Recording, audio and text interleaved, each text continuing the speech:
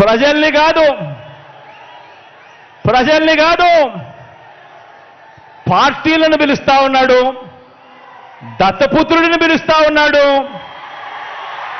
నేనిచ్చే package కోసం రా కదలి రా అని చెప్పి దత్తపుత్రుడిని పిలుస్తా ఉన్నాడు. వదినమ్మను పిలుస్తా ఉన్నాడు. కమలం పార్టీలో చేరి అక్కడ నా మనిషిగా రా కదలి రా అని చెప్పి వాళ్ళ వదినమ్మను పిలుస్తా ఉన్నాడు. రాష్ట్రాన్ని అన్యాయంగా అడ్డగోలుగా విడగొట్టిన రాష్ట్ర ద్రోహుల పార్టీని వైఎస్ఆర్ గారి మరణం తర్వాత ఆయన పేరును కూడా అన్యాయంగా ఛార్జ్షీట్లో పెట్టిన నమ్మక ద్రోహుల పార్టీని 4 ఓట్లు చీల్చినా చాలు నువ్వు కూడా రా కదలి రా అని చెప్పి చంద్రబాబు నాయుడు గారు పిలుస్తా ఉన్నాడు. అసలు బాబుకి దత్తపుత్రుడికి వదినమ్మకు చంద్రబాబు బ్యాచ్కి ఈ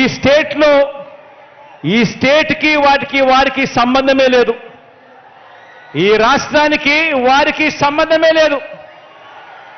ఏ ఒక్కరూ మన రాష్ట్రంలో ఉండరు. వారంతా కూడా నాన్ రెసిడెంట్ ఆంధ్రాస్. ఏ ఒక్కరు ఇక్కడ ఉండరు. వారందరూ కూడా నాన్ రెసిడెంట్ ఆంధ్రాస్. వారికి ఏనాడైనా ఎప్పుడైనా కూడా ప్రజలు ఎప్పుడు గుర్తుకొస్తారు అని అంటే ఆ ప్రజలతో వారికి పనిబడినప్పుడు మాత్రమే ఈ రాష్ట్రమైనా గుర్తుకొస్తుంది, ఈ రాష్ట్రంలో ఉన్న ప్రజలైనా వాళ్లకు గుర్తుకొస్తారు.